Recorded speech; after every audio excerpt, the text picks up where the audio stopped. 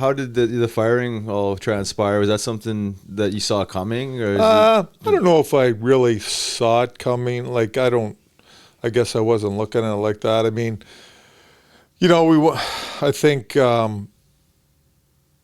playing Vegas back to back, and we beat them in Vegas. Come home, we were up in that game. We lose that game at home. Then we go on the road to Columbus and Chicago, and we blew both those games.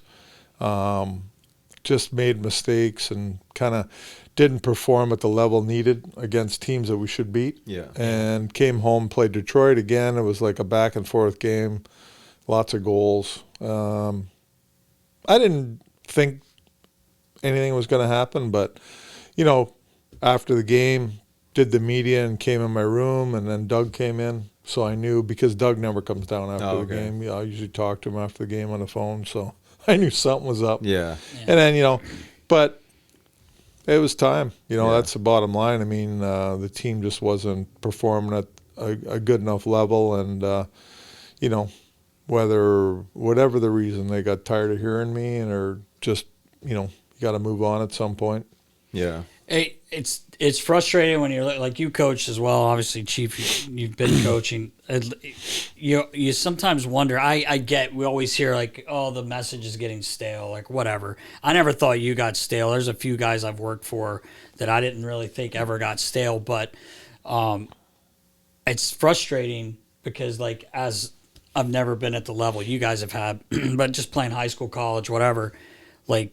I always want to win and I always want to compete. It blows my mind sometimes when you have guys. And I know it's a totally different thing because you're an NH, you're making a lot of money, it's a business, all this stuff, but it kind of drives you nuts a little bit when you see that happen. Oh, definitely. I mean, it's frustrating. It's a frustrating.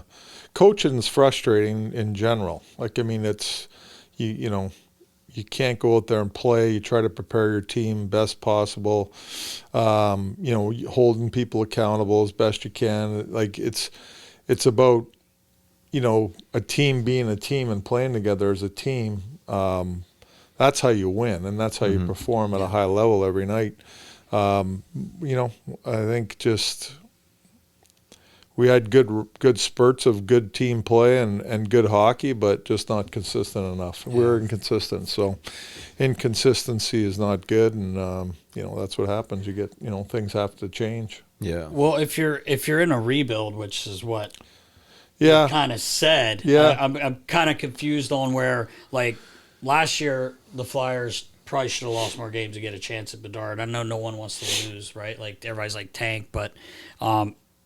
You were 500 when everything went down with you. Like, if you're rebuilding, a four-game losing streak, right? Is that what it was? And it just seems a little. To me, I mean, I don't know. It just seems a little odd. I think we're in a rebuild, or they talked like a rebuild, but still want to make playoffs. Yeah, well, that's not rebuilding. No, it's tough. Like, I mean, it's just listen. Every time I went behind a bench, I wanted to win the game. Of course. That's all that mattered. Yeah, 100%. And that's we want to win the game. And the players should want to win the game. I mean, obviously. I think they did want to win. Right. Like I said, we just, I think, didn't perform well enough as a team, Yeah. We had individuals playing well and on, nights, and there were some guys playing pretty consistent hockey, but just on a night-to-night basis, we didn't play well enough as a team. Yeah. Yeah. And we're not good enough to get by like, a Toronto can go out and two of their skilled guys can win a game for them. Right. We're not built like that.